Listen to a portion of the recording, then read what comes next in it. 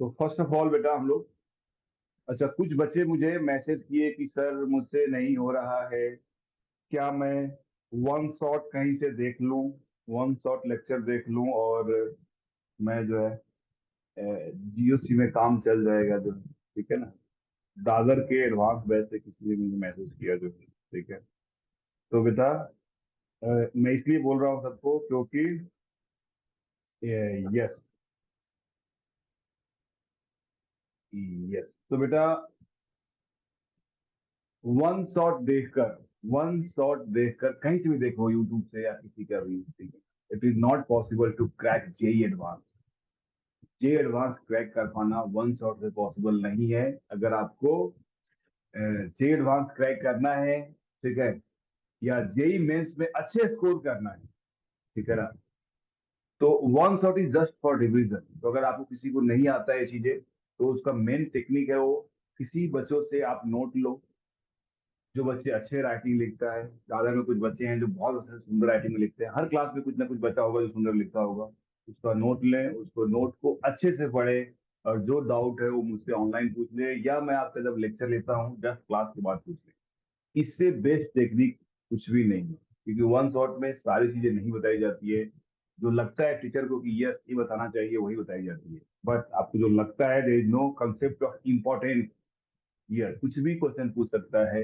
Yes important पे ज्यादा focus करना होता है, बट जो इंपॉर्टेंट नहीं लिखा जा रहा है उससे भी क्वेश्चन जेई और नीट पूछता है, तो उसको भी पढ़ना बेटा जरूरी है, ठीक है। और बेटा सिलेक्शन का अच्छे रिजल्ट लाने का जो मेन टूल्स है वो है रिवीजन। रिवीजन से बेस्ट कुछ भी नहीं है। इनडायरेक्टली बेटा आपसे जो मैं एम एस सवाल सोल्व करवा रहा हूँ, आपको पहले भी मैं मॉड्यूल सोल्व करवाया हूँ, पढ़ाया हूँ क्लास में, फिर ये क्यों करा रहा हूँ, आपका थर्ड राउंड रिवीजन चल रहा है। थर्ड राउंड रिवीजन इतना ही नहीं, आगे चलकर इस पे टेस्ट भी होगा जो है, ठीक है। तो रिवीजन से बेस्ट कुछ भी नहीं है जो आपको रिजल्ट दिलाएगा जेई में बेटा, ठीक है, या नीट में। सिर्फ एक ही मूल मंत्र है रिवीजन, कितना भी पढ़ लो, रिवीजन नहीं करो, वो नहीं पढ़ने के इक्विवेलेंट है, ठीक है। चलो तो हम लोग स्टार्ट करते हैं बेटा। हमारे पास क्वेश्चन नंबर है बेटा 111 111। तो बेटा correct order of basic strength, बेटा एक क्लास में कोई भी टीचर पढ़ाए ये क्वेश्चन तो कराता ही कराता है, because it is taken from the NCERT, और बहुतों बार जेई और नीट दोनों में पूछ चुका है बेटा।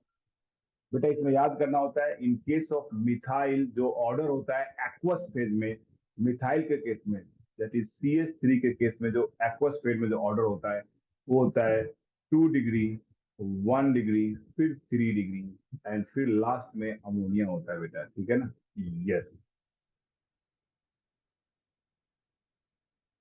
बेटा Atharva it is not from the reaction mechanism, ये रिएक्शन मैकेनिज्म का नहीं है बेटा, ये बेसिक स्ट्रेंथ का है। ये बेसिक स्ट्रेंथ का है। बेसिक स्ट्रेंथ आप ओपन करोगे नोटबुक, तो उसमें एमाइन का, जब एमाइन का बेसिक स्ट्रेंथ आपको पढ़ाया गया होगा वहां पे टॉपिक पढ़ाया जाता है सॉल्वेंट डिपेंडेंट होता है बेटा।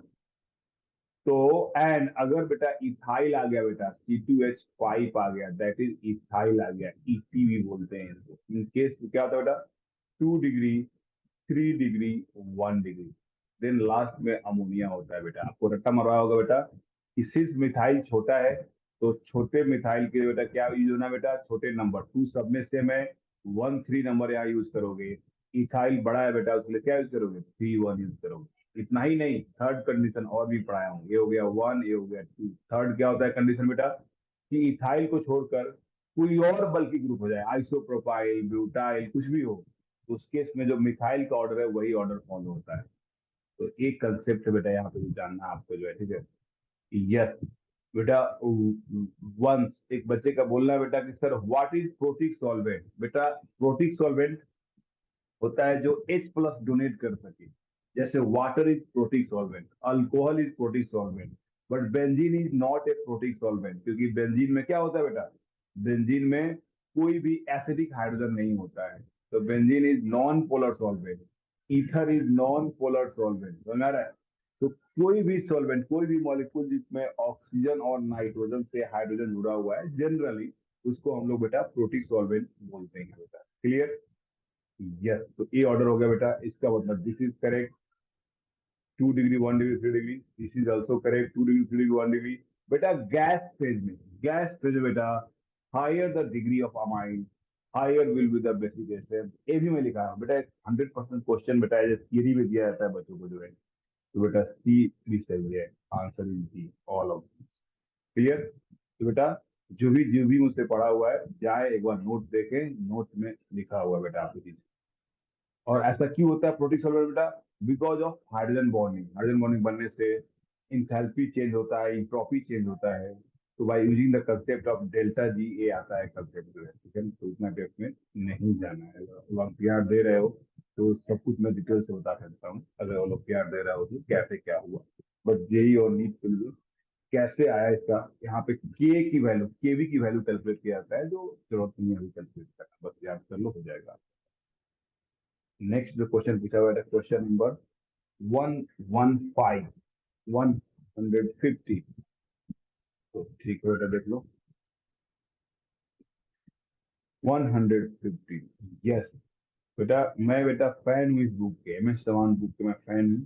उसका दो रीजन है बेटा। एक तो मैं एम एस चौहान सर से पढ़ा हूँ, ठीक है। दूसरी, इसमें बहुत कम एरर है, बहुत कम। ऐसा नहीं कि एरर नहीं है, इसमें नहीं मिलेगा आपको। लेवल 1 में एरर नहीं मिलेगा, लेवल 2 में एरर है, 4-5 एरर है लेवल 2 में।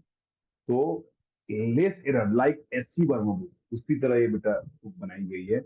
नीट वाली में बहुत एरर है, जेई मेंस वाले में एरर है, बट एडवांस की जो बुक है उसमें एरर नहीं है। तो जो लेवल 1 है वो सबके लिए है, नीट और जेई मेंस सबके लिए है, ठीक है। तो क्वेश्चन जो इसमें रखा है, बहुत ही जबरदस्त क्वेश्चन रखा हुआ है।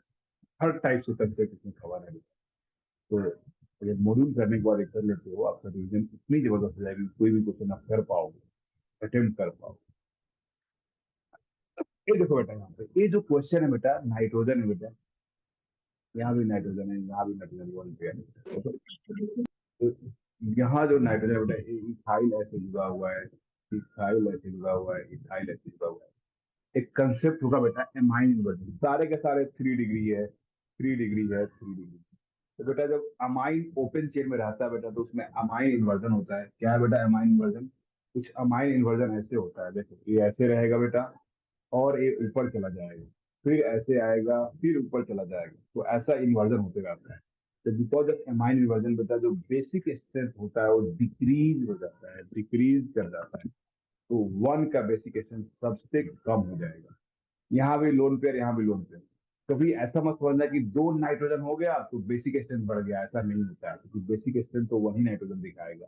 तो दूसरा नाइट्रोजन क्या कर रहा है? तो यहाँ पे जो दूसरा नाइट्रोजन है वो माइनस आई लगा रहा है। अगर ए बेस का काम कर रहा है तो दूसरा माइनस आई लगा रहा है। यहाँ पे कोई माइनस आई वाला ग्रुप नहीं है, मतलब सारे अल्काइल ग्रुप है। इट मीन्स सबका सिर्फ प्लस आई लग रहा है। You know that basic strength is directly two plus I effect.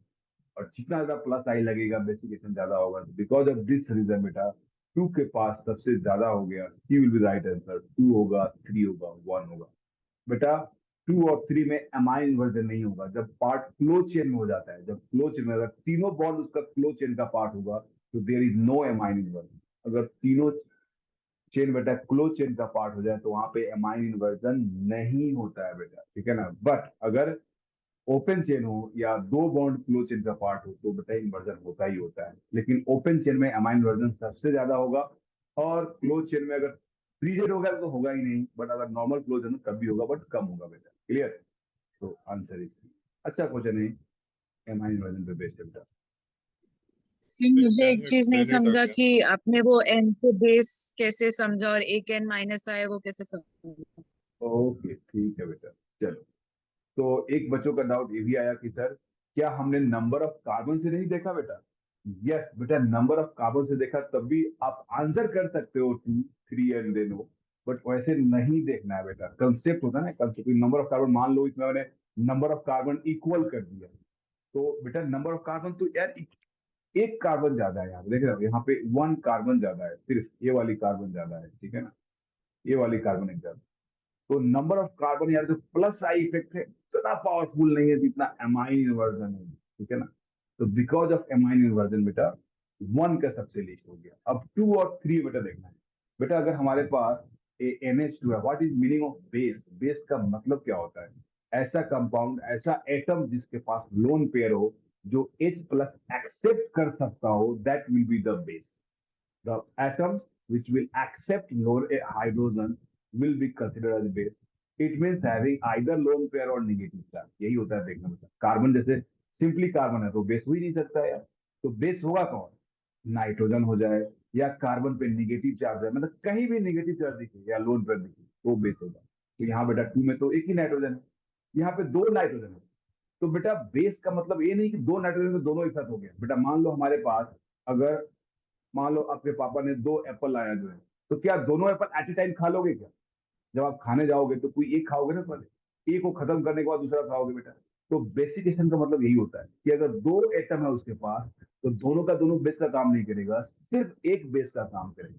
तो अगर एक बेस का काम कर रहा है तो दूसरा का देखो ना इफेक्ट कौन सा है बेटा। तो सिंस नाइट्रोजन इज इलेक्ट्रोनिगेटिव, तो एक अगर बेस का काम करेगा तो दूसरे के पास कौन सा इफेक्ट होगा, माइनस आई इफेक्ट।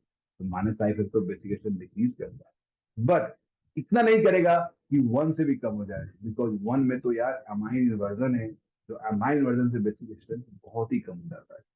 तो that's why the answer is 2 फिर 3 फिर 1। यस बेटा, अभी समझ में आया कि नहीं आया? सर बोलो। सर एक बार आप अमाइन इन्वर्जन वाला पार्ट वापस से बता सकते हैं? यस बेटा, बिल्कुल बता सकता हूँ। ठीक है, क्या होता है अमाइन इन्वर्जन, देखो बेटा। जैसे यहाँ पे we have and nitrogen and यहाँ पे बेटा R1 है, यहाँ पे R2 है, यहाँ पे R3 है, यहाँ पे लोन पेयर है। अब बेटा ये कैसे काम करेगा बेस का, बेटा बेस का मतलब होता है H प्लस से रिएक्शन कौन। तो बेटा H प्लस इसके पास आ रहा है रिएक्शन करने के लिए, रिएक्शन कैसे होता है, थ्रू कोलिजन होता है बेटा। तो H प्लस आ रहा है इसे रिएक्शन करने के लिए, कोलिजन करने के लिए। बट जैसे बेटा H प्लस आया तब तक ये बेटा इससे अम्ब्रेला इफेक्ट भी बोलते हैं इसको, एक पलट गया बेटा, ऐसा हो गया R1 R2 एंड R3। अब यहाँ आ गया, अब इस चीज को कहाँ आना पड़ेगा, यहाँ आना पड़ेगा। अब यहाँ से चलकर बेटा इधर आना पड़ेगा, देख रहे हो। तो कभी लोन पर नीचे रहेगा, अब डायनामिक इक्विलिब्रियम, कभी लोन पर ऊपर है कभी नीचे है, ऊपर है नीचे है, तो बेटा ये मूव करते रहेगा, डायनामिक इक्विलिब्रियम है। बिकॉज ऑफ दिस रीजन जो कोलिजन होगा, the collision with hydrogen will decrease, rate of collision will decrease, और इसी को बोलते हैं अमाइन इन्वर्जन और अम्ब्रेला इफेक्ट बोलते हैं। क्योंकि अम्ब्रेला में क्या देखते हो, कभी जो है नीचे की तरफ होता है, कभी ऐसे हो जाता है जो, ठीक है ना। क्लियर, क्लियर बेटा। तो अमाइन इन्वर्जन समझ में आया कि आपको बेटा क्या होता है? Yes sir. यस, तो बिकॉज ऑफ अमाइन इन्वर्जन क्या हो रहा है बेटा, इसका जो बेसिक स्ट्रेंथ है कम हो रहा है, जो इंडक्टिव इफेक्ट भी पावरफुल है घटाने में बेटा है, माइनस आई इफेक्ट है, फिर भी बेटा इसका जब कम ज्यादा 1 का कम हो गया because of amine inversion. Yes, हर किसी को क्लियर हो बेटा, एक अच्छा क्वेश्चन है बेटा ये। चलो नेक्स्ट।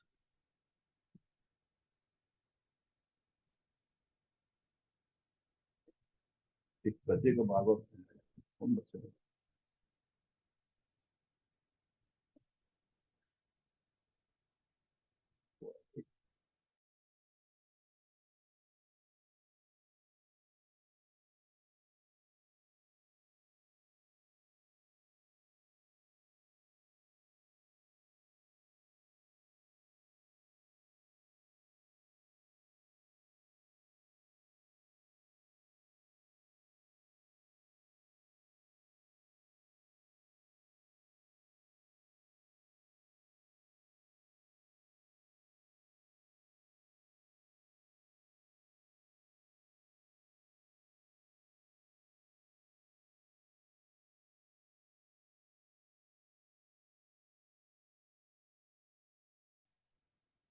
चलो बेटा देखिए, सो नेक्स्ट बेटा क्वेश्चन हमारे पास 116। ठीक है, अब देखो इसमें तो क्लियर रिएक्शन वाली फील आ रही है यार, क्लियर रिएक्शन मैकेनिज्म का फील आ रहा है। अब बेटा जो रिएक्शन मैकेनिज्म नहीं पढ़ा है, सिर्फ जीओ मतलब 10% क्वेश्चन इसमें बेटा रिएक्शन मैकेनिज्म बेस्ड है, इसीलिए मैं आपको स्टार्टिंग में नहीं करवाया है। जब रिएक्शन मैकेनिज्म मैक्सिमम बैच में मैं स्टार्ट कर दिया, बेसिक पढ़ा दिया, तब मैं बोला ये कर सकते हो। और ये करना जरूरी है क्योंकि ये जीओसी से बेटा रिएक्शन मैकेनिज्म में बहुत हेल्प मिलता है, ठीक है ना, बिकॉज 90% रिएक्शन मैकेनिज्म जीओसी है। For the following two reaction which statement is true. बेटा रिएक्शन ए देखो, अब ए देखो बेटा, देख के बताओ मुझे, ए रिएक्टेंट है और प्रोडक्ट है, तो बेटा एक्सोथर्मिक या एंडोथर्मिक बेटा, जो फर्स्ट है एक्सोथर्मिक एंडोथर्मिक। अगर प्रोडक्ट ज्यादा स्टेबल हो गया, अगर प्रोडक्ट ज्यादा स्टेबल हो गया तो इसको बोलते हैं एक्सोथर्मिक बोलते हैं, एक्सोथर्मिक बोलते हैं। अगर प्रोडक्ट स्टेबल हो गया तो इट इज कॉल्ड बेटा एक्सोथर्मिक बोलते हैं, ठीक है ना। एंड व्हाट अबाउट ई, दूसरा बेटा बी वाला पार्ट क्या बेटा, तो बी में भी क्या है बेटा, बी का प्रोडक्ट ऑल्सो स्टेबल है कि नहीं बोलो। तो अगर स्टेबल हो गया तो क्या बोलोगे, इसी को एक्सोथर्मिक बोलोगे। क्यों? क्योंकि देखो ना, ये रिएक्टेंट है और एक प्रोडक्ट है, product is more stable then reactant, तो हम बोलेंगे इसको एक्सोथर्मिक बोलेंगे बेटा। तो it is also exothermic, it is also exothermic. अब क्वेश्चन है बेटा कि कौन फास्टर होगा और कौन स्लोअर होगा बेटा, कौन फास्टर होगा और कौन स्लोअर होगा, ठीक है ना। तो बेटा दो टर्म है, एक है कि बेटा एक्सोथर्मिक कौन ज्यादा है, बहुत ही अच्छा क्वेश्चन है, देख लो एक बार, जो नहीं पढ़े हो रिएक्शन मेथड वो भी देख लो, जो पढ़े हो तो देखना ही है। बेटा यहाँ पे देख रहे हो, रिएक्टेंट और प्रोडक्ट के बीच में बहुत ज्यादा एनर्जी डिफरेंस है, यहाँ पे कम एनर्जी डिफरेंस है। बेटा जितना ज्यादा स्टेबल प्रोडक्ट बनेगा उतना ज्यादा एक्सोथर्मिक होगा बेटा, जितना ज्यादा स्टेबल प्रोडक्ट उतना ज्यादा एक्सोथर्मिक, क्योंकि उतना ही ज्यादा उसे एनर्जी क्या हुआ, रिलीज हो गया, और अगर ज्यादा एनर्जी रिलीज हो गया तो ज्यादा स्टेबल हो गया। तो बेटा रिएक्शन जो बी है मोर एक्सोथर्मिक है, मोर एक्सोथर्मिक है देन, तो more exothermic than. But what about faster, कौन फास्टर है बेटा, ये देख रहे हो, इसके लिए इतना एक्टिवेशन एनर्जी चाहिए और इसके लिए इतना एक्टिवेशन एनर्जी चाहिए, इसको बोलते हैं transition state, this is called transition state. तो यहाँ पे बेटा रिएक्शन करने के लिए this is the activation energy, आपने केमिकल का एनर्जी थोड़ा बहुत पढ़ा होगा बेटा, दिस इज एक्टिवेशन एनर्जी। तो बेटा फर्स्ट वाले में एक्टिवेशन एनर्जी लोअर है और सेकेंड वाले में एक्टिवेशन एनर्जी हाइयर है, तो बेटा किसको कौन फास्ट होगा, तो बेटा रिएक्शन का जो स्पीड है, रिएक्टिविटी है बेटा, या रेट है, इनवर्सली टू बेटा activation energy, inversely to activation energy. जितना ज्यादा एक्टिवेशन एनर्जी होगा उतना ही रिएक्शन स्लो होगा, उतना ही आपको ज्यादा एनर्जी प्रोवाइड करना होगा। इट मीन्स जो बेटा रिएक्टिविटी की बात है, जो रिएक्टिविटी की बात है बेटा, A will be greater than B. तो देख लो क्या होगा, reaction A is faster and less exothermic than B. Exergonic मतलब एक्सोथर्मिक की बात कर रहा है बेटा, ये लैंग्वेज है, देख लेना बेटा, क्लियर ना। बहुत ही जबरदस्त क्वेश्चन है, but easy question, conceptual question. बेटा समझ में आया सबको, समझ में आ गया बेटा? Yes sir. गुड। चलो नेक्स्ट बच्चे का हम लोग बात करें इसमें, तो क्या होगा हमारा,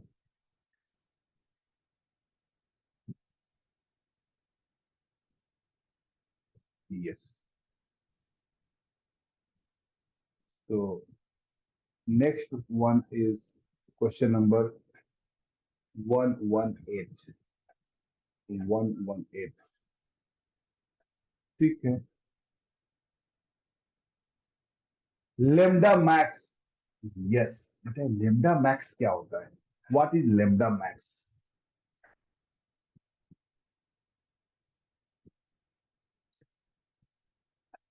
बेटा अगर आप बात करोगे रेजोनेंस एनर्जी, ठीक है ना, कल बच्चों ने कुछ बोला था कि सर लेमडा मैक्स बता देना क्या होता है, ठीक है। तो देख लो बेटा, rank the flowing alkene in order of increasing lambda max.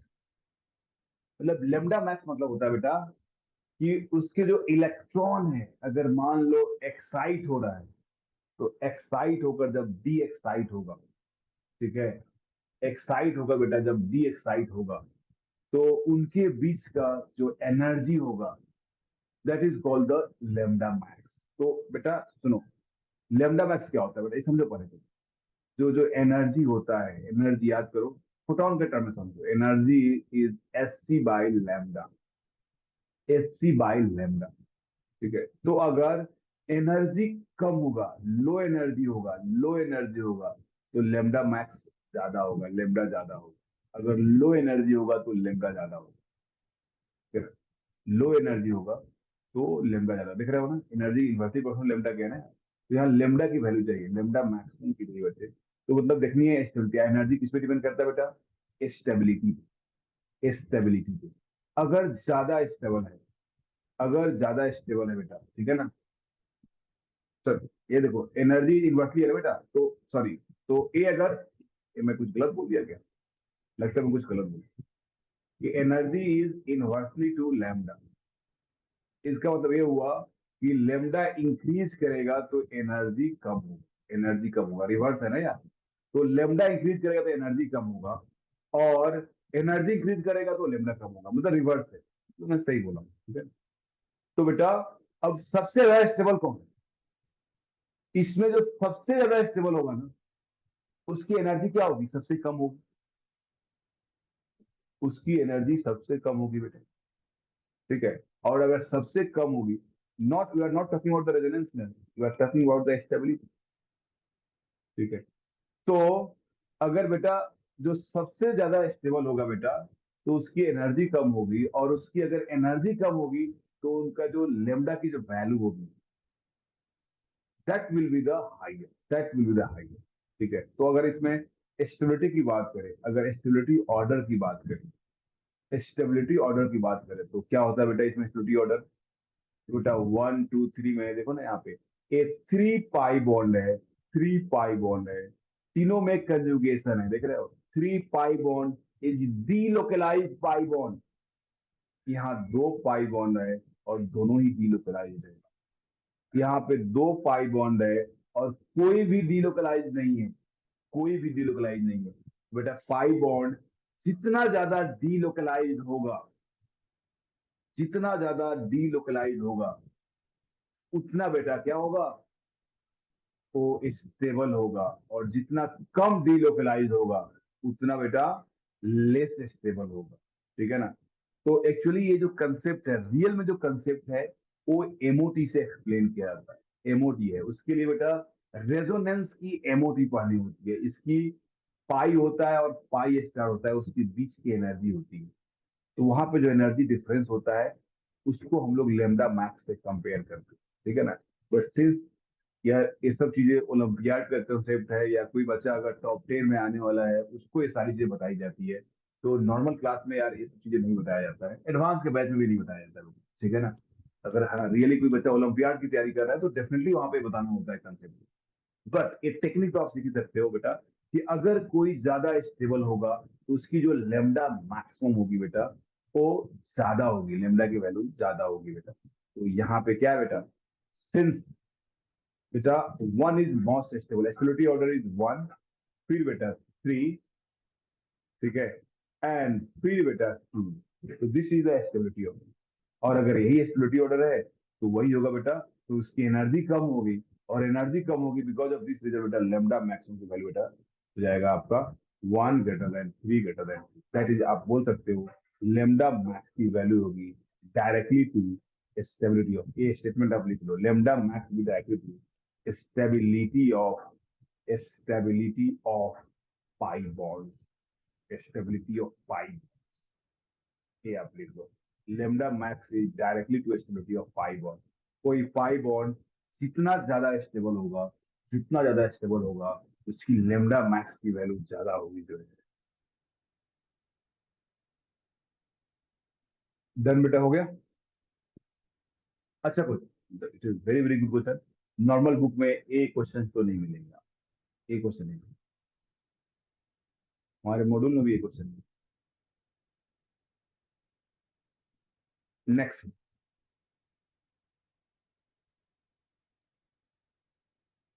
Next question बेटा हमारे पास है 119, ठीक है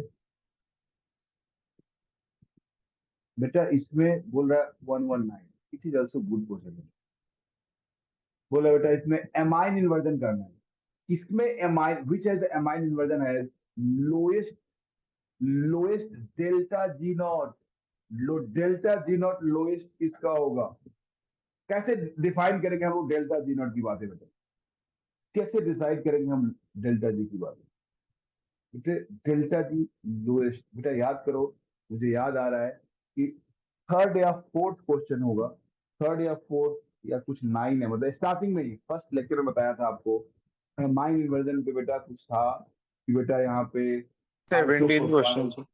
17 क्वेश्चन, यस 17 क्वेश्चन कुछ ऐसा ही था, तो उसमें बताया था बेटा कि बेटा देखो यहाँ पे, ये देख लो बेटा, उसी को मैं दिखा देता हूँ यहाँ पे, तो आसान हो जाएगा आपको करना जो, तो मैं 17 क्वेश्चन करा देता हूँ, और उसको रेफरेंस, अच्छा क्वेश्चन बेटा ये 17 क्वेश्चन एक बार देख लो, तो वहीं से यहाँ पे इजिली आप रिलेट कर पाओगे,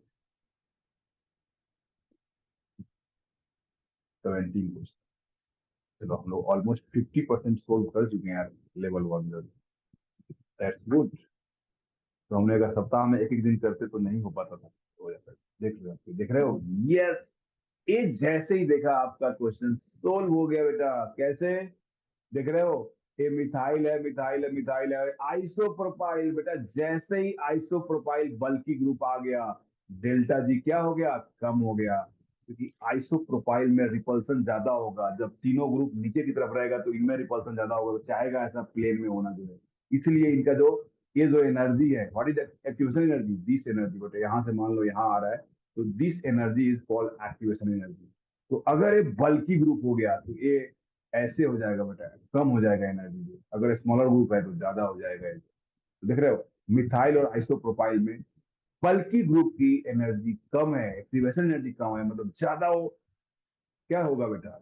एमाइन इन्वर्जन होगा, बट इसमें नहीं होगा, कम होगा। बेटा रिंग में देखो, रिंग में अगर 3 मेंबर रिंग है और लार्जर साइज है बेटा, 3 मेंबर रिंग है तो ये स्ट्रेच हो नहीं सकता है। देखो ये ऐसे होना डिफिकल्ट है। तो बेटा इसकी वैल्यू क्या है? ज्यादा है बेटा। बट अगर 5 मेंबर रिंग है, 6 मेंबर रिंग है तो रिंग फ्लेक्सिबल है, ऐसे स्ट्रेच हो सकता है, इसलिए वैल्यू कम है बेटा। क्लियर? इसी कंसेप्ट का यूज करना है, इसी कंसेप्ट का यूज करना है। क्वेश्चन हो गया सोल्व। कभी कभी हम लोग प्रीवियस कंसेप्ट का यूज कर लें तभी हम लोग काम चल जाएगा। चलो, तो वी हैव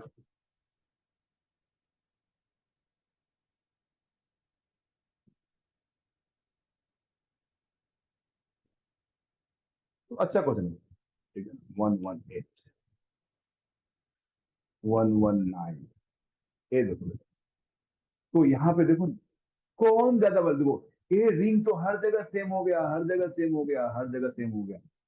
बेटा यहाँ पे नाइट्रोजन का देखो, यहाँ नाइट्रोजन का रेजोनेंस हो गया बेटा, यानी इसका हाइब्रिडाइजेशन sp2 हो गया। देखो फिनाइल बल्की ग्रुप तो है, but because of sp2 hybridisation बेटा ऑलरेडी प्लेन में है, तो बेटा वो क्यों चेंज करेगा? बेटा यहाँ तो कुछ होगा ही नहीं। तो सबसे हाईएस्ट होगा डेल्टा जी, वो होगा इसका डी का। D has highest maximum because hybridisation is sp2। And जो सबसे लोएस्ट होगा बल्कि ग्रुप नॉर्मल ब्यूटाइल। बेटा इसको ऐसे होता है ना यार, CH2 उतना बल्कि नहीं है। ये इथाइल यार, कौन ज्यादा बल्कि है बेटा? Tertiary butyl. देख रहे हो? CH3 and CH3। तो बेटा बल्कि ग्रुप जुड़ गया तो ये जल्दी जल्दी इन्वर्जन होता रहेगा, इसका एक्टिवेशन एनर्जी क्या हो जाएगा? कम हो जाएगा। तो आंसर इज सी। अच्छा क्वेश्चन। चलो नेक्स्ट बेटा will talk about question number 121, 121। Yes, ठीक है। यहाँ पे बोल रहा बेटा, which of the following times would be accepted expect the most stable? कौन यहाँ पे मोस्ट स्टेबल होगा बेटा, ये बोलना चाह रहा है। ठीक है, तो देख लो बेटा कौन ज्यादा स्टेबल होगा बेटा। तो which one of them will be the expect to be the most stable? Having, क्या है बेटा, रूल क्या है? Having maximum number of alpha hydrogen and resonance. First priority is resonance। फिर बेटा क्या है? Alpha hydrogen. बस देख लो यार, रेजोनेंस फर्स्ट प्रायोरिटी। यहाँ रेजोनेंस हो रहा है, देखो देखो, इसमें रेजोनेंस नहीं हो रहा है, खत्म। इसमें रेजोनेंस हो रहा है, यस, बी हो सकता है। जी में रेजोनेंस हो रहा है, यस। सी में रेजोनेंस हो रहा है, यार सब में रेजोनेंस हो रहा है। अब कैसे देखोगे? नंबर ऑफ अल्फा हाइड्रोजन, इसमें कितना अल्फा हाइड्रोजन बेटा? इसके पास बेटा यहाँ पे 1, यहाँ पे 3, यहाँ पे 2, कितना हो गया बेटा? 3 और 3 6 हो गया। इसका कितना हो रहा है बेटा? यहाँ पे 1, यहाँ पे 2 और यहाँ पे 3, कितना हो गया बेटा? 3 और 3 6 हो गया। What about this? यहाँ पे 3, यहाँ पे 3, यहाँ पे 2। अरे यार अल्फा हाइड्रोजन, अल्फा हाइड्रोजन है बेटा, यहाँ पे 10 अल्फा हाइड्रोजन है बेटा। बी सी डी में रेजोनेंस दोनों में सेम है, और C has more number of alpha hydrogen, therefore you can expect this will be most stable। तो आंसर इज, आंसर इज। तो पहले क्या देखना बेटा? रेजोनेंस देखना है, और रेजोनेंस होने के बाद क्या देख लेना बेटा? आपको नंबर ऑफ अल्फा हाइड्रोजन देख लेना। क्लियर? नेक्स्ट क्वेश्चन की बात करते हैं। नेक्स्ट क्वेश्चन नंबर है 122, तो 122 just so which which metal catalyzed reaction would be released maximum amount of heat per CH2 unit. देख रहे हो, पर CH2 यूनिट की बात कर रहा है यार। अब देख रहे हो ये रिएक्शन है, एक केमिकल रिएक्शन, बट यूज नहीं पूछा है। इसका मतलब बेटा ये इनडायरेक्टली आपको एक पूछना चाह रहा है बेटा, मॉलिक्यूल की स्टेबिलिटी, जो साइक्लिक कंपाउंड है उसकी स्टेबिलिटी की। बहुत ही जबरदस्त क्वेश्चन है बेटा, वेरी गुड क्वेश्चन बेटा। It is based on stability of close chain, stability of cyclic compound, उस पर बेस्ड है। हमारे पास साइक्लोप्रोपेन है, दैट इज 3 मेंबर रिंग है, साइक्लोब्यूटेन है 4 मेंबर रिंग है, 5 मेंबर रिंग है, एंड लास्ट में 6 मेंबर रिंग है। बताना है कौन ज्यादा स्टेबल होगा बेटा। अगर वो स्टेबल होगा तो जल्दी ब्रेक नहीं होगा बेटा। मैक्सिमम अमाउंट ऑफ हीट पर सीएचटीवी। तो बेटा जो अगर स्टेबल हो गया तो वहां पे क्या होगा, हीट ज्यादा रिलीज नहीं होगा। और जो कम स्टेबल है तो बेटा इजिली ब्रेक होगा, तो वहां पे जो एनर्जी रिलीज होगा वो क्या होगा, ज्यादा रिलीज होगा बेटा। ठीक है, तो सबसे ज्यादा स्टेबल कौन है, साइक्लोहेक्सेन। बेटा ये तो ब्रेक होगा ही नहीं, साइक्लोहेक्सेन से बेटा हेक्सेन ये बनेगा ही नहीं, ये फिजिबल ही नहीं है नॉर्मल कंडीशन में। यस, कैटालिस्ट के प्रेजेंस में कराया जा सकता है, बट जो एनर्जी रिलीज होगा वो बहुत कम। कौन है जो सबसे कम स्टेबल है बेटा, साइक्लोप्रोपेन। क्यों बेटा, it has high angle strength. What is angle strength? तो 21 में B and D option, which one will have more priority? देखते हैं बेटा, 21 में डिस्कस किया था, 21 तो डिस्कस कर दिया ना बेटा। बी एंड डी में बेटा, ओके, बी और डी में किसको प्रायोरिटी दोगे बेटा? ओके ठीक है, चलो डिस्कस कर दूंगा मैं। बी और डी की बात कर रहा हूँ, कंफ्यूजन, ठीक, चलो मैं कर दूंगा। तो बेटा 122 क्लियर हो गया ना बेटा। तो क्या हो बेटा, जो लीस्ट स्टेबल होगा, जिसमें it has very high angle strength. अब थोड़ा ये भी समझ लो कि एंगल स्ट्रेंथ क्या होता है बेटा, क्योंकि ये जो हाइब्रिडाइजेशन है बेटा, sp3 बॉन्ड, sp3 हाइब्रिडाइजेशन है, तो this angle should be 109 degree. But real में एंगल है कितना, 60 डिग्री बेटा। रेगुलर मानते हैं ना हम लोग, 60 डिग्री होगा। Because of this reason you can say least stable, least stable. और लीस्ट स्टेबल है तो बेटा एनर्जी ज्यादा रिलीज होगा। और बेटा यहाँ क्या है, नंबर ऑफ कार्बन भी सेम है। ये भी देखो यार, नंबर ऑफ कार्बन सेम है, तो पर यूनिट कार्बन चाहिए यार, तो और ज्यादा होगा यार। ठीक है ना। तो अगर आपको स्टूडेंट नहीं भी पता है ना, तब भी देखो बेटा, यहाँ पे सब में दो दो हाइड्रोजन जोड़ना है, तो एनर्जी जो रिलीज होगा वो तो सेम ही है बेटा। मतलब सेल में नहीं है, मतलब एक फिक्स मान लो, अगर मान लिया तो यहाँ पे 3 कार्बन के लिए उतना एनर्जी है, यहाँ 4 कार्बन के लिए, 5 कार्बन के लिए, यहाँ 6 कार्बन के लिए, तो पर कार्बन जो एनर्जी होगी वो 6 की कम हो जाएगी। But this not a good explanation. Good explanation बेटा इसका एंगल स्ट्रेंथ। तो बेटा 6 नंबरिंग में तो जी में तो रिएक्शन होता ही नहीं। क्लियर बेटा, चलो वेरी गुड। नेक्स्ट, एक बच्चे को कंफ्यूजन हुआ कि सर बी और डी में अगर चेक करना हो तो कौन ज्यादा स्टेबल है, कैसे देखेंगे हम लोग? कि दोनों में नंबर ऑफ अल्फा हाइड्रोजन तो ऑलमोस्ट सेम है, 3 3 कितना है, 6 6 दोनों में बेटा। कैसे डिसाइड करेंगे, कैसे डिसाइड करेंगे? यस,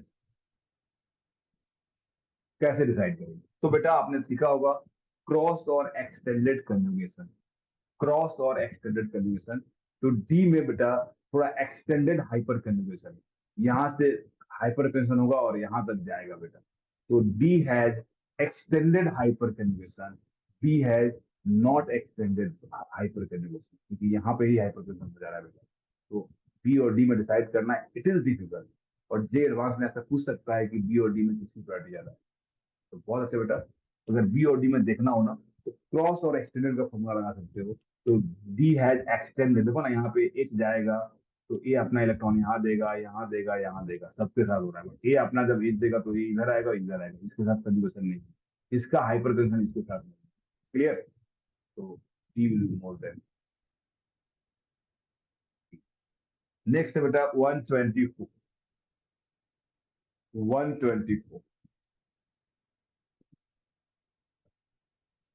ठीक है बेटा। 124 क्या बोल रहा था? One reaction with acid, one reaction with acid or pyrone gives a very stable cationic product. Which of the following structure shows the protonation site in the product? बेटा प्रोटोनेशन साइट, बेटा simple है बेटा, resonance करा दो। कौन basic oxygen है बेटा? कौन बेसिक ऑक्सीजन है बेटा? वही आंसर हो जाएगा बेटा। ठीक है, कौन बेसिक ऑक्सीजन है बेटा? वही आंसर हो जाएगा बेटा। ठीक है, तो which one is the most basic?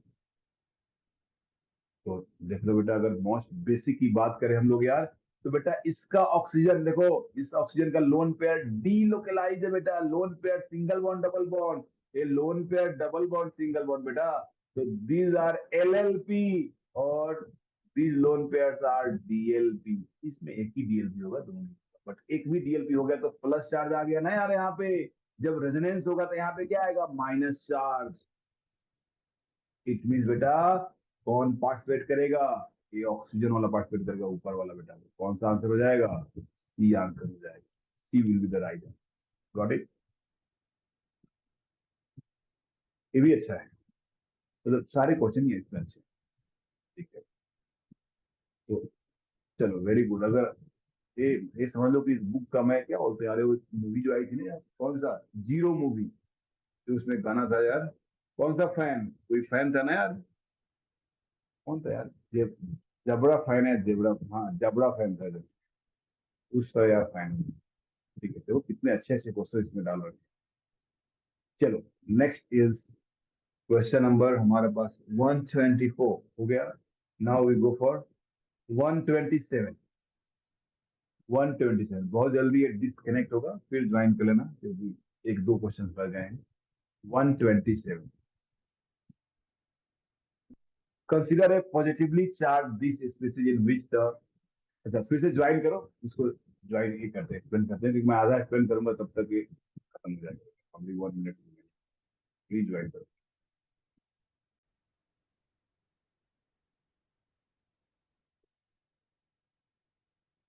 तो फर्स्ट ऑफ ऑल बेटा हम लोग, अच्छा कुछ बच्चे मुझे मैसेज किए कि सर मुझसे नहीं हो रहा है, क्या मैं वन शॉट कहीं से देख लूं, वन शॉट लेक्चर देख लूं और मैं जो है जियो सी में काम चल जाएगा जो, ठीक है ना।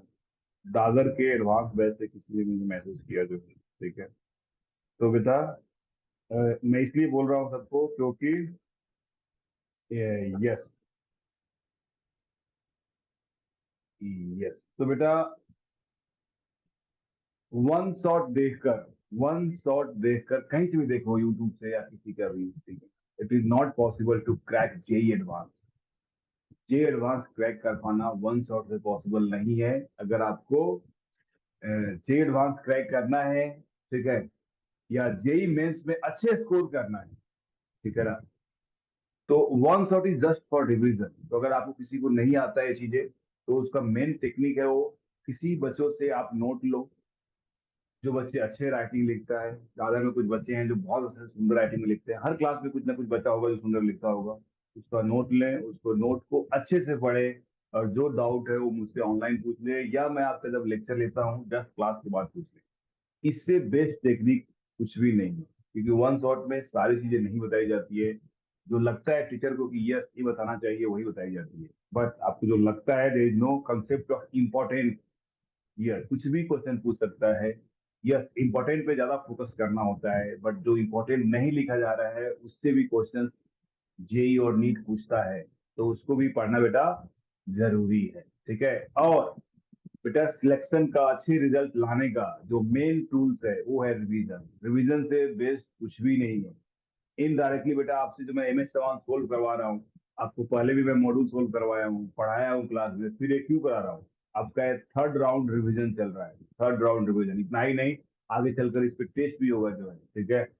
तो रिवीजन से बेस्ट कुछ भी नहीं है जो आपको रिजल्ट दिलाएगा जेई में बेटा, ठीक है, या नीट में।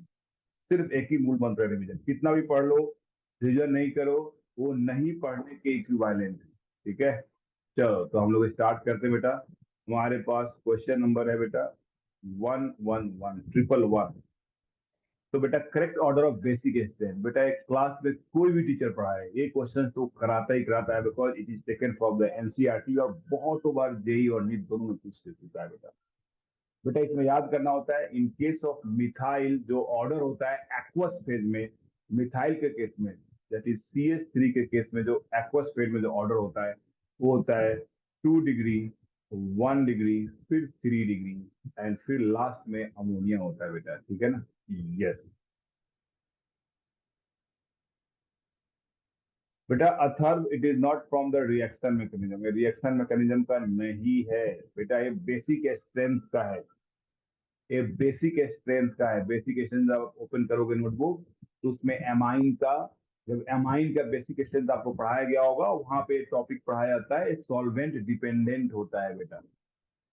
तो एंड अगर बेटा इथाइल आ गया बेटा C2H5 आ गया दैट इज इथाइल आ गया, ET भी बोलते हैं इसको। इन केस क्या होता है बेटा 2 degree, 3 degree, 1 degree, then last में अमोनिया होता है बेटा। आपको रट्टा मरवा होगा बेटा कि सिर्फ मिथाइल छोटा है तो छोटे मिथाइल के लिए बेटा क्या यूज होना बेटा, छोटे नंबर 2 सब में से मैं 1 3 नंबर यहाँ यूज करोगे। इथाइल बड़ा है बेटा उसके लिए क्या यूज करोगे 3 1 यूज करोगे। इतना ही नहीं थर्ड कंडीशन और भी पढ़ाया हूँ, ये हो गया 1 ये हो गया 2। थर्ड क्या होता है कंडीशन बेटा कि इथाइल को छोड़कर कोई और बल्कि ग्रुप हो जाए आइसोप्रोपाइल ब्यूटाइल कुछ भी हो तो उस केस में जो मिथाइल का ऑर्डर है वही ऑर्डर फॉलो होता है। तो एक कंसेप्ट है बेटा यहाँ पे जानना आपको जो है, ठीक है। यस बेटा वंस एक बच्चे का बोलना है बेटा कि sir what is protic solvent. बेटा प्रोटिक सॉल्वेंट होता है जो H+ डोनेट कर सके, जैसे water is protic solvent, alcohol is protic solvent, but benzene is not a protic solvent क्योंकि बेंजीन में क्या होता है बेटा, बेंजीन में कोई भी एसिडिक हाइड्रोजन नहीं होता है। तो benzene is non polar solvent, ether is non polar solvent, समझ आ रहा है। तो कोई भी सॉल्वेंट कोई भी मॉलिक्यूल जिसमें ऑक्सीजन और नाइट्रोजन से हाइड्रोजन जुड़ा हुआ है जनरली उसको हम लोग बेटा प्रोटिक सॉल्वेंट बोलते हैं बेटा, क्लियर। यस तो ए ऑर्डर हो गया बेटा, इसका मतलब this is correct 2 degree 1 degree 3 degree, this is also correct 2 degree 3 degree 1 degree. बेटा गैस फेज में बेटा higher the degree of amine higher will be the basic strength, ये भी मैं लिखा हूँ बेटा। 100% क्वेश्चन बेटा एज थियरी में दिया जाता है बच्चों को जो है, तो बेटा C भी सही है, answer is D all of, clear. तो बेटा जो भी मुझसे पढ़ा हुआ है जाए एक बार नोट देखें, नोट में लिखा हुआ है बेटा आपकी चीज। और ऐसा क्यों होता है प्रोटीन सॉल्वेंट बेटा, because of hydrogen bonding, hydrogen bonding बनने से इंथैल्पी चेंज होता है, इंट्रोपी चेंज होता है। तो by using the concept of delta G A आता है कंसेप्ट जो है, ठीक है। तो इतना डेप्थ में नहीं जाना है, अगर आप प्यार दे रहे हो तो सब कुछ मैं डिटेल से बता सकता हूँ, अगर वो लोग प्यार दे रहे हो तो कैसे क्या हुआ। बट जेई और नीट के लिए कैसे आया इसका, यहाँ पे के की वैल्यू केवी की वैल्यू कैलकुलेट किया जाता है, जो जरूरत नहीं है अभी कैलकुलेट करना, बस याद कर लो हो जाएगा। नेक्स्ट जो क्वेश्चन पूछा हुआ है क्वेश्चन नंबर 115 150, तो ठीक है बेटा देख लो 150। यस बेटा मैं बेटा फैन हूँ इस बुक के, MS चौहान बुक के मैं फैन हूँ। उसका दो रीजन है बेटा, एक तो मैं MS चौहान सर से पढ़ा हूँ, ठीक है। दूसरी इसमें बहुत कम एरर है, बहुत कम, ऐसा नहीं कि एरर नहीं है, इसमें नहीं मिलेगा आपको लेवल 1 में एरर नहीं मिलेगा, लेवल 2 में एरर है, 4 5 एरर है लेवल 2 में। तो less error like SC Verma book उसकी तरह ये बेटा बुक बनाई गई है। नीट वाली में बहुत एरर है, जेई मेंस वाले में एरर है, बट एडवांस की जो बुक है उसमें एरर नहीं है। तो जो लेवल 1 है वो सबके लिए है, नीट और जेई मेंस सबके लिए है, ठीक है। तो क्वेश्चन जो इसमें रखा है बहुत ही जबरदस्त क्वेश्चन रखा हुआ है, हर टाइप से कंसेप्ट इसमें कवर है। तो अगर मॉड्यूल करने के बाद एक कर लेते हो आपका रिविजन इतनी जबरदस्त हो जाएगी, कोई भी क्वेश्चन आप कर पाओगे, अटेम्प्ट कर पाओगे। ये देखो बेटा यहाँ पे ये जो क्वेश्चन है बेटा नाइट्रोजन है बेटा, यहाँ भी नाइट्रोजन है, यहाँ भी नाइट्रोजन वन पे है। तो यहाँ जो नाइट्रोजन है बेटा इथाइल ऐसे जुड़ा हुआ है, इथाइल ऐसे जुड़ा हुआ है, इथाइल ऐसे जुड़ा हुआ है। एक कंसेप्ट होगा बेटा एमाइन इन्वर्जन, सारे के सारे 3 डिग्री है, 3 डिग्री है, 3 डिग्री। तो बेटा जब अमाइन ओपन चेन में रहता है बेटा तो उसमें अमाइन इन्वर्जन होता है। क्या है बेटा अमाइन इन्वर्जन, कुछ अमाइन इन्वर्जन ऐसे होता है, देखो ये ऐसे रहेगा बेटा, और ये ऊपर चला जाएगा, फिर ऐसे आएगा, फिर ऊपर चला जाएगा। तो ऐसा इन्वर्जन होते रहता है। तो बिकॉज ऑफ एमाइन इन्वर्जन बेटा जो बेसिक स्ट्रेंथ होता है वो डिक्रीज हो जाता है, डिक्रीज कर जाता है। तो वन का बेसिक स्ट्रेंथ सबसे कम हो जाएगा। यहाँ भी लोन पेयर, यहाँ भी लोन पेयर। कभी ऐसा मत समझना कि दो नाइट्रोजन हो गया तो बेसिक स्ट्रेंथ बढ़ गया, ऐसा नहीं होता है, क्योंकि बेसिक स्ट्रेंथ तो वही नाइट्रोजन दिखाएगा। तो दूसरा नाइट्रोजन क्या कर रहा है? तो यहाँ पे जो दूसरा नाइट्रोजन है वो माइनस आई लगा रहा है। अगर ए बेस का काम कर रहा है तो दूसरा माइनस आई लगा रहा है। यहाँ पे कोई माइनस आई वाला ग्रुप नहीं है, मतलब सारे अल्काइल ग्रुप है। इट मीन्स सबका सिर्फ प्लस आई लग रहा है। तो you know that basic strength is directly two plus I effect. और जितना ज्यादा प्लस आई लगेगा बेसिक स्ट्रेंथ ज्यादा होगा। बिकॉज ऑफ दिस रीजन बेटा टू के पास सबसे ज्यादा हो गया। C will be right answer. Two होगा, थ्री होगा, वन होगा। बेटा टू और थ्री में एमाइन इन्वर्जन नहीं होगा जब पार्ट क्लो चेन में हो जाता है। जब क्लो चेन में अगर तीनों बॉन्ड उसका क्लो चेन का पार्ट होगा तो there is no amine inversion. अगर तीनों चेन बेटा क्लो चेन का पार्ट हो जाए तो वहां पे एमाइन इन्वर्जन नहीं होता है बेटा, ठीक है ना। बट अगर ओपन चेन हो या दो बॉन्ड क्लो चेन का पार्ट हो तो बेटा इन्वर्जन होता ही होता है। लेकिन ओपन चेन में एमाइन इन्वर्जन सबसे ज्यादा होगा, और क्लोज चेन में अगर फ्रीजेड होगा तो होगा ही नहीं। बट अगर नॉर्मल क्लोज है तब भी होगा, बट कम होगा बेटा। क्लियर? तो आंसर इज अच्छा क्वेश्चन है, एमाइन इन्वर्जन पे बेस्ड है बेटा। सिंह, मुझे कैन एक यू चीज नहीं एक्सप्लेन इट समझा अगेन? कि आपने वो एन से बेस कैसे समझा और एक एन माइनस आया वो कैसे समझा। ओके ठीक है बेटा, चलो। तो एक बच्चों का डाउट ये भी आया कि सर क्या हमने नंबर ऑफ कार्बन से नहीं देखा बेटा? यस बेटा, नंबर ऑफ कार्बन से देखा तब भी आप आंसर कर सकते हो टू थ्री एंड देन हो।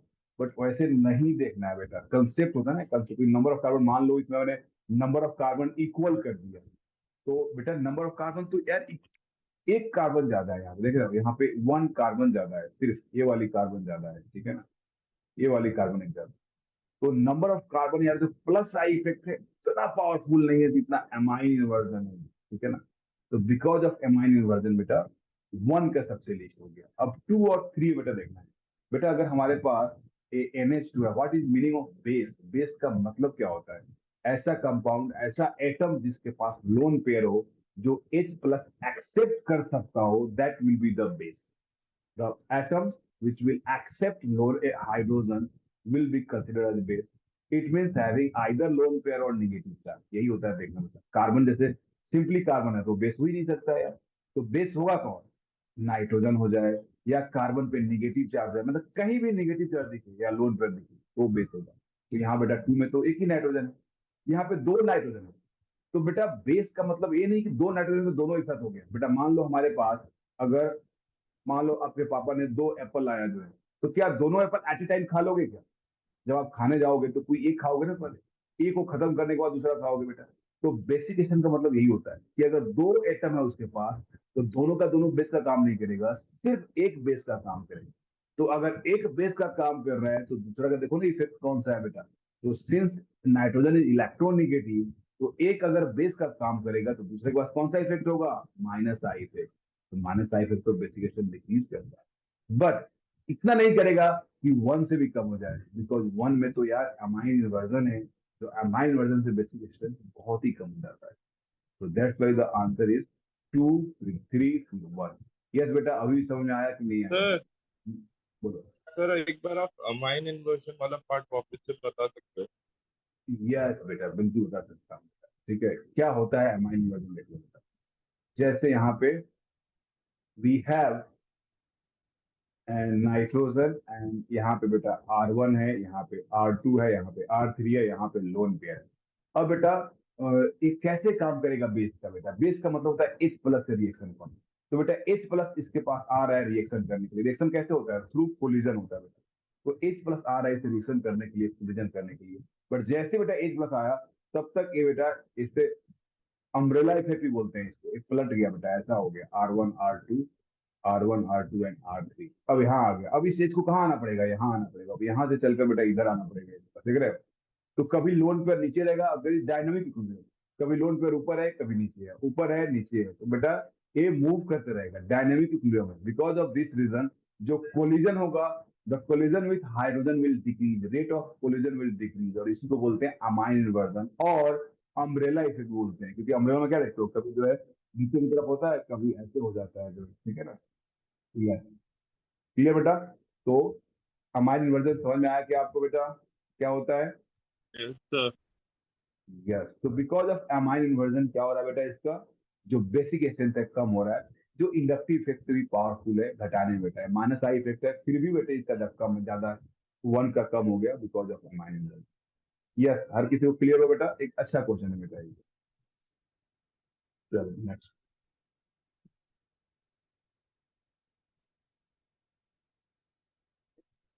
एक बच्चे को भागो, कौन बच्चे को?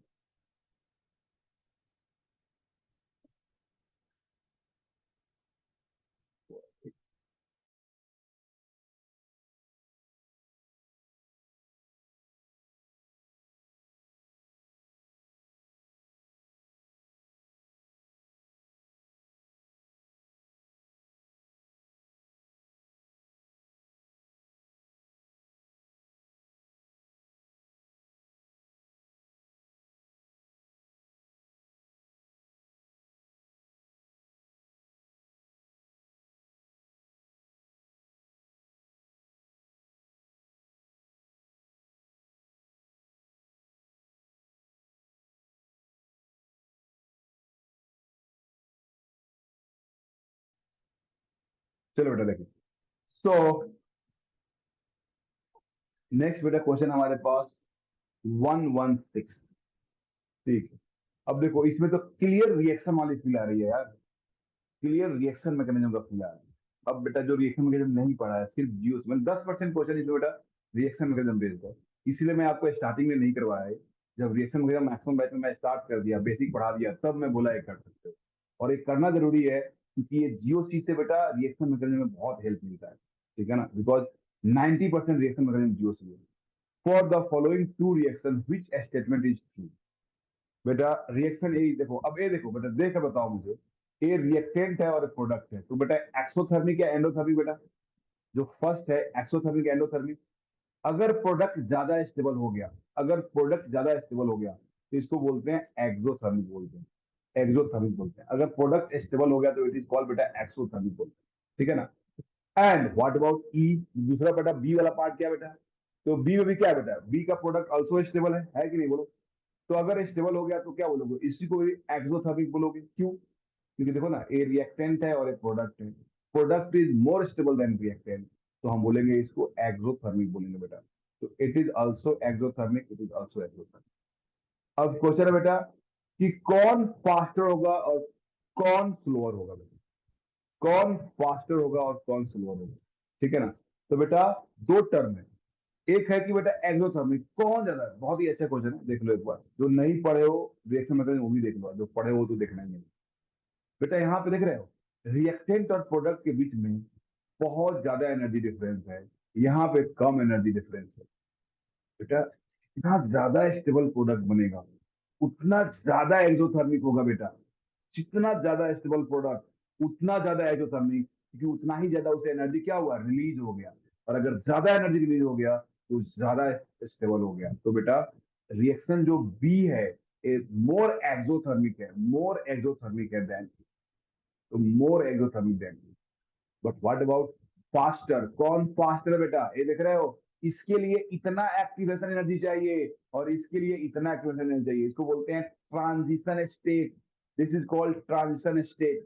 तो यहाँ पे बेटा रिएक्शन करने के लिए this is the activation energy, आपने केमिकल का एनर्जी थोड़ा बहुत पढ़ा होगा बेटा, दिस इज एक्टिवेशन एनर्जी। तो बेटा फर्स्ट वाले में एक्टिवेशन एनर्जी लोअर है और सेकेंड वाले में एक्टिवेशन एनर्जी हाइयर है, तो बेटा किसको कौन फास्ट होगा? तो बेटा रिएक्शन का जो स्पीड है, रिएक्टिविटी है बेटा, या रेट है, इनवर्सली टू बेटा activation energy, inversely to activation energy. जितना ज्यादा एक्टिवेशन एनर्जी होगा उतना ही रिएक्शन स्लो होगा, उतना ही आपको ज्यादा एनर्जी प्रोवाइड करना होगा। इट मीन्स जो बेटा रिएक्टिविटी की बात है, जो रिएक्टिविटी की बात है बेटा, A will be greater than B. तो देख लो क्या होगा, reaction A is faster and less exothermic than B. Exergonic मतलब एक्सोथर्मिक की बात कर रहा है बेटा, ये लैंग्वेज है, देख लेना बेटा, क्लियर ना। बहुत ही जबरदस्त क्वेश्चन है, but easy question, conceptual question. बेटा समझ में आया सबको? समझ में आ गया बेटा? Yes sir. गुड। चलो नेक्स्ट बच्चे अगर हम लोग बात करें इसमें तो क्या होगा हमारा?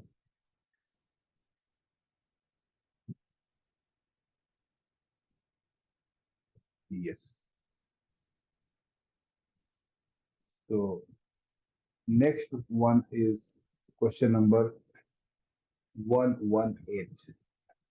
118, ठीक है। Lambda max. यस बेटा, लेमडा मैक्स क्या होता है?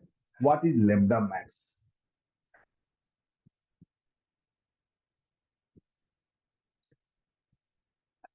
बेटा अगर आप बात करोगे रेजोनेंस एनर्जी, ठीक है ना, कल बच्चों ने कुछ बोला था कि सर लेमडा मैक्स बता देना क्या होता है, ठीक है? तो देख लो बेटा, rank the flowing alkene in order of increasing lambda max. मतलब लेमडा मैक्स मतलब होता है बेटा कि उसके जो इलेक्ट्रॉन है, अगर मान लो एक्साइट हो रहा है, तो एक्साइट होकर जब डी एक्साइट होगा, ठीक है, एक्साइट होगा बेटा, जब डी एक्साइट होगा तो उनके बीच का जो एनर्जी होगा that is called the lambda max. तो बेटा सुनो, लेमडा मैक्स क्या होता है बेटा, ये समझो पहले तो। जो जो एनर्जी होता है, एनर्जी याद करो, फोटोन के टर्म में समझो, energy is H C by lambda. H C by lambda, ठीक है। तो अगर एनर्जी कम होगा, लो एनर्जी होगा, लो एनर्जी होगा, तो लेमडा मैक्स ज्यादा होगा, लेमडा ज्यादा होगा। अगर लो एनर्जी होगा तो लेमडा ज्यादा होगा, ठीक है? लो एनर्जी होगा तो लेमडा ज्यादा। दिख रहे हो ना, एनर्जी इन्वर्सिटी परसेंट लेमडा क्या है ना, तो यहाँ लेमडा की वैल्यू चाहिए, लेमडा मैक्सिमम की चाहिए बच्चे। तो मतलब देखनी है स्टेबिलिटी, एनर्जी किस पे डिपेंड करता है बेटा? स्टेबिलिटी, स्टेबिलिटी पे। अगर ज्यादा स्टेबल है, अगर ज्यादा स्टेबल है बेटा, ठीक है ना सर, ये देखो एनर्जी इन्वर्सली है ना बेटा, तो सॉरी, तो ए अगर, ये मैं कुछ गलत बोल दिया क्या? लगता है मैं कुछ गलत बोल, कि energy is inversely to lambda. इसका मतलब ये हुआ कि लेमडा इंक्रीज करेगा तो एनर्जी कम होगा, एनर्जी कम होगा, रिवर्स है ना यार। तो लेमडा इंक्रीज करेगा तो एनर्जी कम होगा, और एनर्जी इंक्रीज करेगा तो लेमडा कम होगा, मतलब रिवर्स है। तो मैं सही बोला, ठीक है? तो बेटा अब सबसे ज्यादा स्टेबल कौन है? इसमें जो सबसे ज्यादा स्टेबल होगा ना, उसकी एनर्जी क्या होगी? सबसे कम होगी, उसकी एनर्जी सबसे कम होगी बेटा, ठीक है? और अगर सबसे कम होगी, not, you are not talking about the resonance, you are talking about the stability, ठीक है? तो अगर बेटा जो सबसे ज्यादा स्टेबल होगा बेटा, तो उसकी एनर्जी कम होगी, और उसकी अगर एनर्जी कम होगी तो उनका जो लेमडा की जो वैल्यू होगी that will be the higher, that will be the higher, ठीक है? तो अगर इसमें स्टेबिलिटी की बात करें, अगर स्टेबिलिटी ऑर्डर की बात करें, स्टेबिलिटी ऑर्डर की बात करें तो क्या होता है बेटा इसमें स्टेबिलिटी ऑर्डर? बेटा 1 2 3 में देखो ना, यहाँ पे ए 3 पाई बॉन्ड है, 3 पाई बॉन्ड है, तीनों में कंजुगेशन है, देख रहे हो? 3 pi bond is D localise pi bond. यहाँ 2 पाई बॉन्ड है और दोनों ही डी लोकलाइज है। यहाँ पे 2 पाई बॉन्ड है और कोई भी डी लोकलाइज नहीं है, कोई भी डी लोकलाइज नहीं है। बेटा पाई बॉन्ड जितना ज्यादा डी लोकलाइज होगा, जितना ज्यादा डी लोकलाइज होगा, उतना बेटा क्या होगा? वो स्टेबल होगा, और जितना कम डीलोकलाइज होगा उतना बेटा लेस स्टेबल होगा, ठीक है ना? तो एक्चुअली ये जो कंसेप्ट है, रियल में जो कंसेप्ट है, वो एमओटी से एक्सप्लेन किया जाता है। एमओटी है उसके लिए बेटा, रेजोनेंस की एमओटी पढ़नी होती है। इसकी पाई होता है और पाई स्टार होता है, उसके बीच की एनर्जी होती है। तो वहां पे जो एनर्जी डिफरेंस होता है उसको हम लोग लेमडा मैक्स से कंपेयर करते हैं, ठीक है ना? बट सिंस या ये सब चीजें ओलंपियाड का कंसेप्ट है, या कोई बच्चा अगर टॉप 10 में आने वाला है उसको ये सारी चीजें बताई जाती है, तो नॉर्मल क्लास में यार ये सब चीजें नहीं बताया जाता है, एडवांस के बैच में भी नहीं बताया जाता है, ठीक है ना? अगर हाँ रियली कोई बच्चा ओलंपियाड की तैयारी कर रहा है तो डेफिनेटली वहां पे बताना होता है कंसेप्ट। बट एक टेक्निक तो आप सीख ही सकते हो बेटा, कि अगर कोई ज्यादा स्टेबल होगा तो उसकी जो लेमडा मैक्सिमम होगी बेटा, वो ज्यादा होगी, लेमडा की वैल्यू ज्यादा होगी बेटा। तो यहाँ पे क्या है बेटा, सिंस बेटा 1 is most stable, stability order is 1, फिर बेटा 3, ठीक है, एंड फिर बेटा 2। तो this is the stability order. और अगर यही स्टेबिलिटी ऑर्डर है तो वही होगा बेटा, तो उसकी एनर्जी कम होगी, और एनर्जी कम होगी बिकॉज ऑफ दिस रीजन बेटा, लेमडा मैक्सिमम की वैल्यू बेटा हो जाएगा आपका 1 greater than 3 greater than 2। That is, आप बोल सकते हो लेमडा मैक्स की वैल्यू होगी डायरेक्टली टू स्टेबिलिटी ऑफ, ये स्टेटमेंट आप लिख लो, लेमडा मैक्स भी directly to stability of pi bond, stability of pi, ये आप लिख लो, lambda max is directly to stability of pi bond.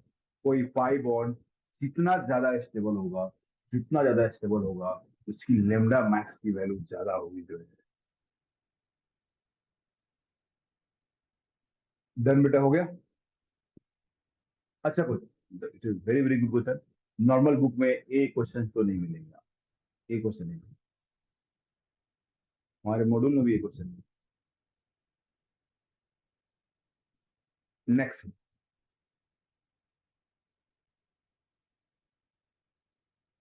Next question बेटा हमारे पास है 119। ठीक है बेटा, इसमें बोल रहा है 119, it is also good question. बोल रहा है बेटा इसमें एमाइन इन्वर्जन करना है, इसमें amine which has the amine inversion है lowest, lowest delta G naught, low delta G naught lowest इसका होगा। कैसे डिफाइन करेंगे हम लोग डेल्टा जी नॉट की बातें बेटा, कैसे डिसाइड करेंगे हम डेल्टा जी की बातें बेटे, डेल्टा जी लोएस्ट बेटा याद करो, मुझे याद आ रहा है कि थर्ड या फोर्थ क्वेश्चन होगा, थर्ड या फोर्थ या कुछ 9 है, मतलब स्टार्टिंग में ही फर्स्ट लेक्चर में बताया था आपको, माइंड इन्वर्जन पे बेटा कुछ था कि बेटा यहाँ पे 17 क्वेश्चन।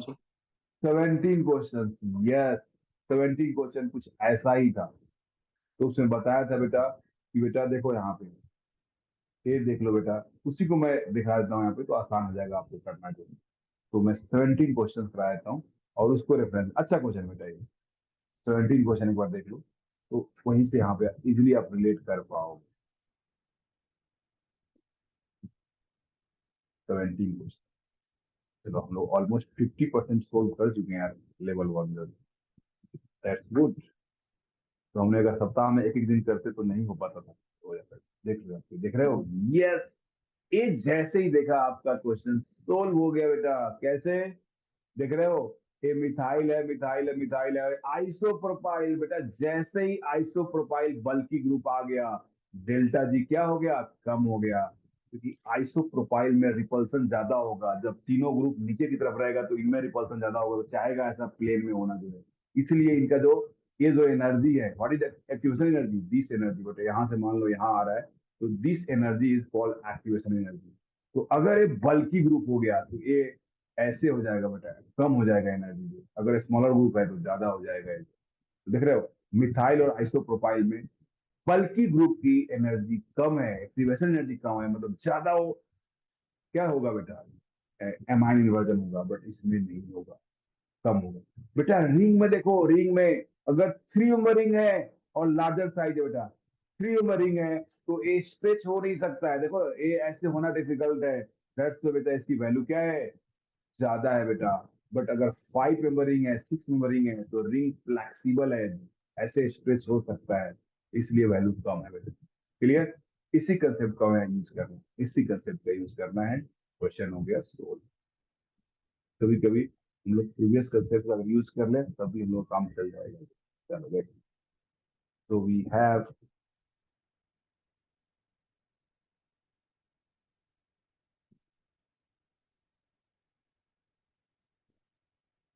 तो अच्छा क्वेश्चन है, ठीक है, 118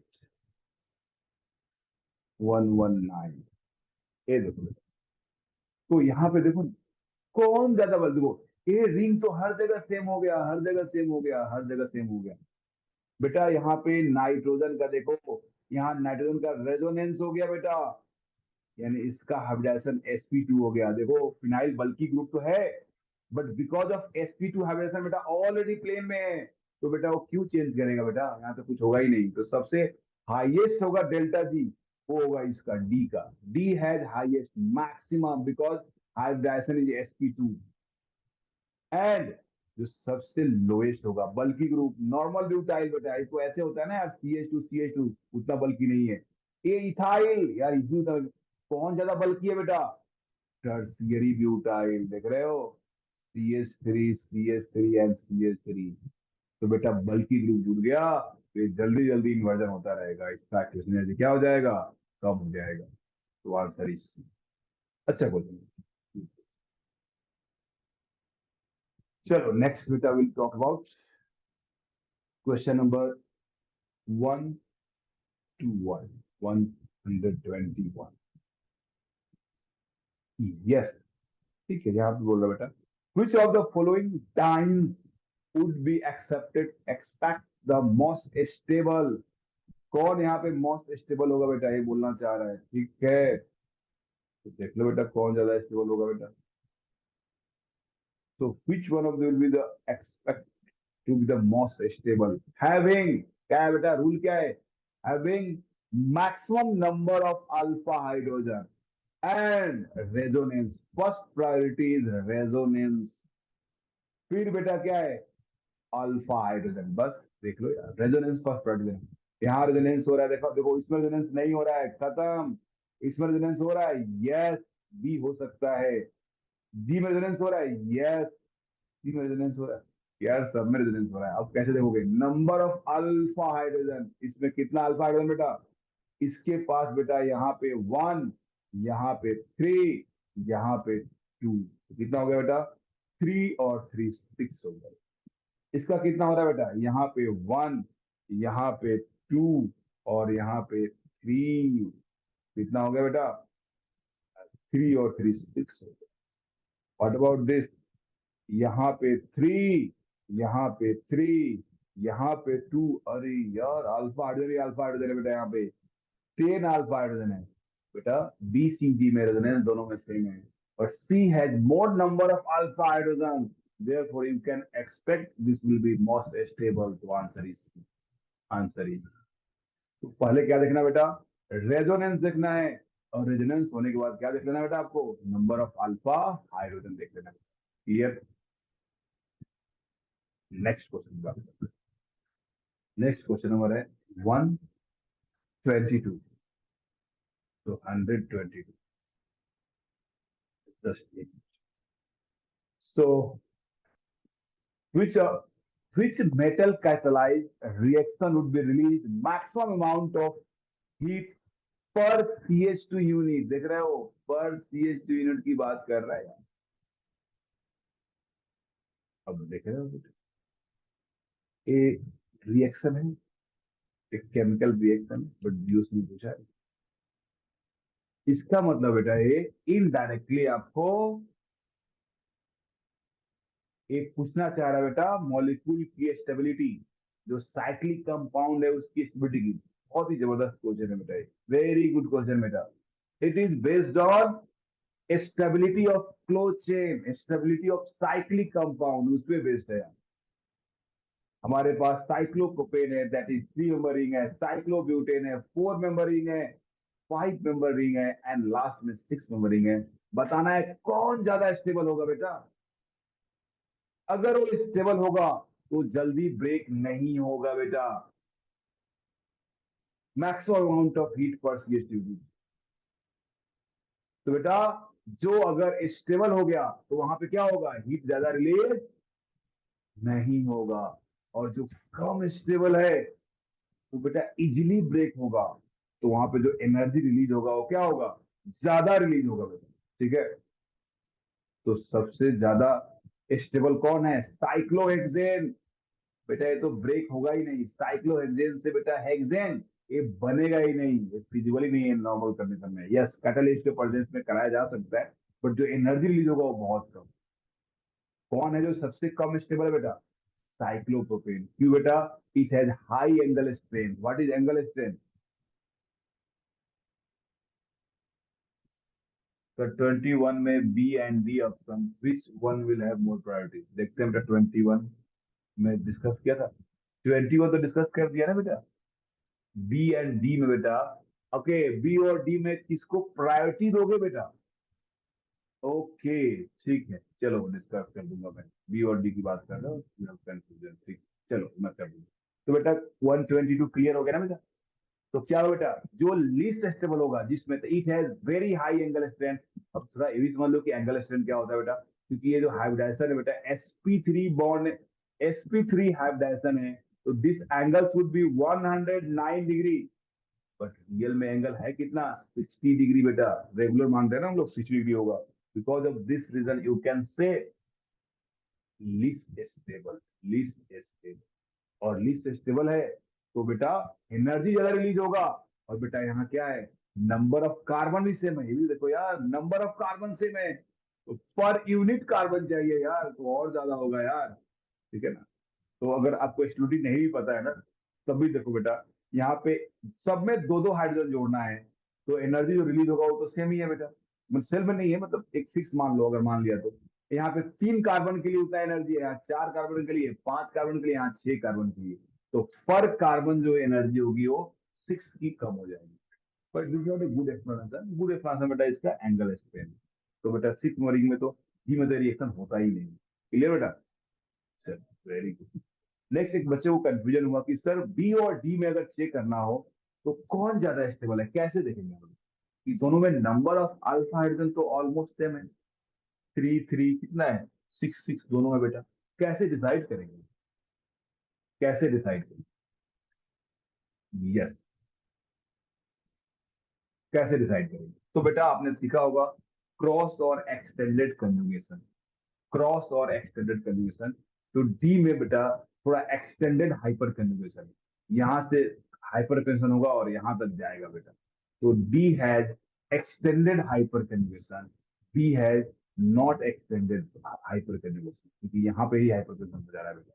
तो बी और डी में डिसाइड करना इट इज डिफिकल्ट, और जे एडवांस में ऐसा पूछ सकता है कि बी और डी में किसकी प्रायोरिटी ज्यादा है। तो बहुत अच्छा बेटा, अगर बी और डी में देखना हो ना, तो क्रॉस और एक्सटेंडेड का फॉर्मूला लगा सकते हो। तो डी हैज एक्सटेंडेड, देखो ना यहाँ पे एच जाएगा, तो ए अपना इलेक्ट्रॉन यहाँ देगा, यहाँ देगा, यहाँ देगा, सबके साथ हो रहा है। ए अपना जब एच देगा तो ये इधर आएगा, इधर आएगा, इसके साथ कंजुगेशन नहीं, इसका हाइपर कंजुगेशन इसके साथ नहीं। क्लियर? तो D will be more than. Next है बेटा 124, 124। ठीक है बेटा, 124 क्या बोल रहा था? One reaction with acid, one reaction with acid or pyrone gives a very stable cationic product. Which of the following structure shows the protonation site in the product? बेटा प्रोटोनेशन साइट, बेटा सिंपल है बेटा, resonance करा दो। कौन basic oxygen है बेटा, कौन बेसिक ऑक्सीजन है बेटा, वही आंसर हो जाएगा बेटा। ठीक है, कौन बेसिक ऑक्सीजन है बेटा, वही आंसर हो जाएगा बेटा। ठीक है, तो which one is the most basic? तो देख लो बेटा, अगर मोस्ट बेसिक की बात करें हम लोग यार, तो बेटा इसका ऑक्सीजन देखो, इस ऑक्सीजन का लोन पेयर डी लोकेलाइज है बेटा, lone pair single bond double bond, ये lone pair double bond single bond बेटा। तो दीज आर एलएलपी, और these lone pairs are DLP. इसमें एक ही डीएलपी होगा दोनों में, बट एक भी डीएलपी हो गया तो प्लस चार्ज आ गया ना यार यहाँ पे। जब रेजोनेंस होगा तो यहाँ पे क्या आएगा, माइनस चार्ज। इट मीन बेटा कौन पार्टिसिपेट करेगा, ये ऑक्सीजन वाला पार्टिसिपेट करेगा, ऊपर वाला बेटा। कौन सा आंसर हो जाएगा, सी आंसर हो जाएगा, C will be the right answer. Got it? ये भी अच्छा है, मतलब सारे क्वेश्चन ही इसमें अच्छे। ठीक है, तो चलो वेरी गुड। अगर ये समझ लो कि इस बुक का मैं क्या बोलते यार, वो मूवी जो आई थी ना यार, कौन सा, जीरो मूवी, जो उसमें गाना था यार, कौन सा फैन, कोई फैन था ना यार, कौन था यार, जबड़ा फैन है, जेबड़ा, हाँ जबड़ा फैन था जो, उस तरह यार फैन। ठीक है, देखो कितने अच्छे अच्छे क्वेश्चन इसमें डाल रखे। चलो नेक्स्ट इज क्वेश्चन नंबर हमारे पास 124 हो गया। Now we go for 127। 127 बहुत जल्दी ये डिस्कनेक्ट होगा, फिर ज्वाइन कर लेना, क्योंकि एक दो क्वेश्चन रह गए हैं। 127, consider a positively charged this species in which the अच्छा फिर से ज्वाइन करो इसको, ज्वाइन ये करते हैं, एक्सप्लेन करते हैं, क्योंकि मैं आधा एक्सप्लेन करूंगा तब तक ये खत्म हो जाएगा, ओनली 1 मिनट, प्लीज ज्वाइन करो।